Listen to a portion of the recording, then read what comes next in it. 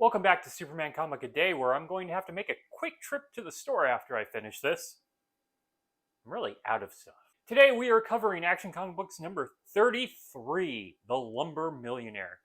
A comic that is nice with the pacing, but almost nothing really happens in it, and would be entirely forgettable if it wasn't for the Jack Burnley art. Yeah, Jack Burnley is back!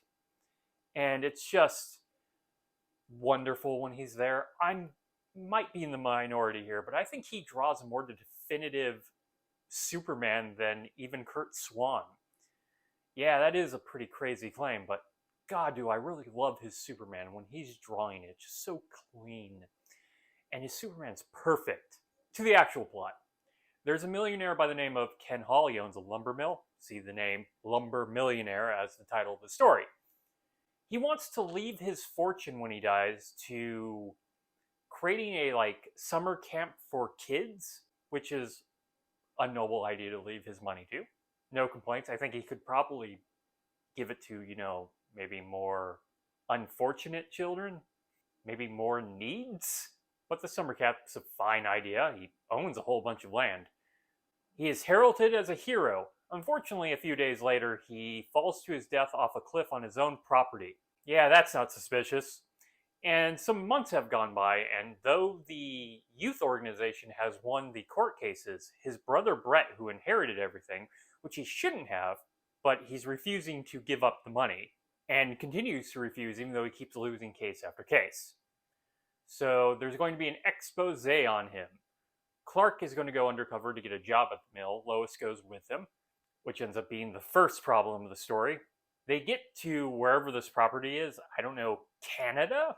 They say they go north, and it looks Canadian. There's even a character named Francois, but there's other aspects about this place that's also strange, and I don't know, X-Files would probably love it.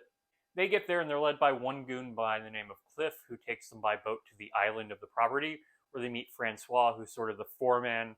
He hires Clark immediately, but suspects Lois of being a spy, so he demands Cliff take her back across the water and then throw her off into the whirlpool they just seem to have. Where is this place? They just have the whirlpool. A perfect place to throw their bodies. Cliff does just this, and basically Cliff and Francois' relationship is for Francois to force Cliff into doing things he doesn't want to do. This is everything that happens between these two throughout this comic. And really only 3 things happen in this comic. So he throws Lois into the whirlpool.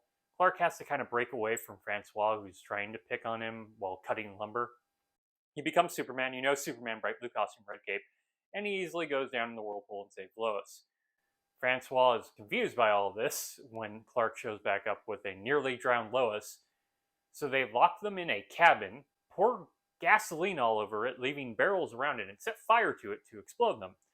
Clark is forced to use his hypnosis power. Remember that power he seems to have to hypnotize people? To put Lois in a trance and save her immediately. This retcon that he had these hypnosis powers really make him using the Vulcan nerve pinch to knock her out constantly horrific in hindsight. She comes back as Clark is now Superman, and he goes to follow Francois and Cliff, who go tell their boss. Now they're on the Hall property. Who else are they going to work for other than Brett Hall, the guy we know who refuses to give up the money? It can only be one person.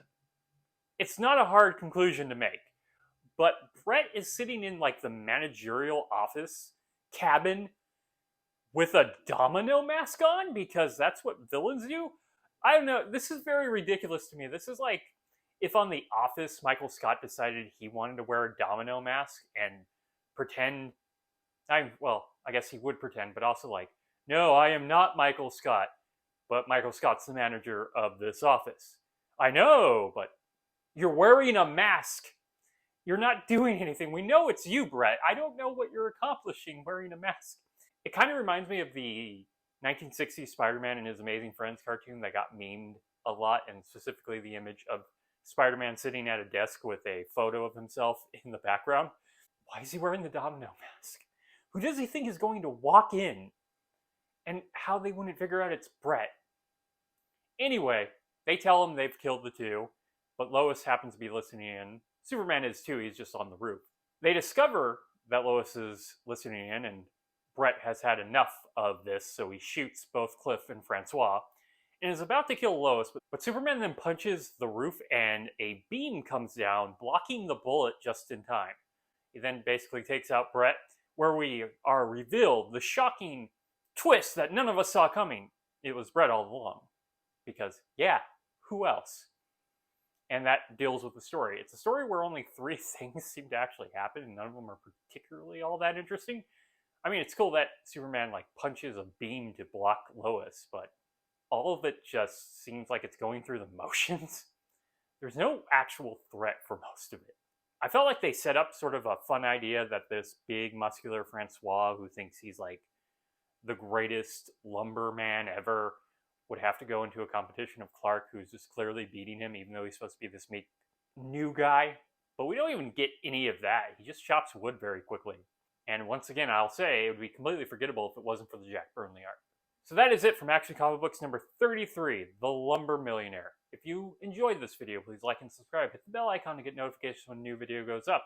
I do this Monday through Friday, but Fridays I either cover the main Batman comic, and if it has multiple stories, I will do one at a time like I do with the Superman comics, or a Batman story in Detective Comics. And until next time, whatever did happen to the Man of Tomorrow?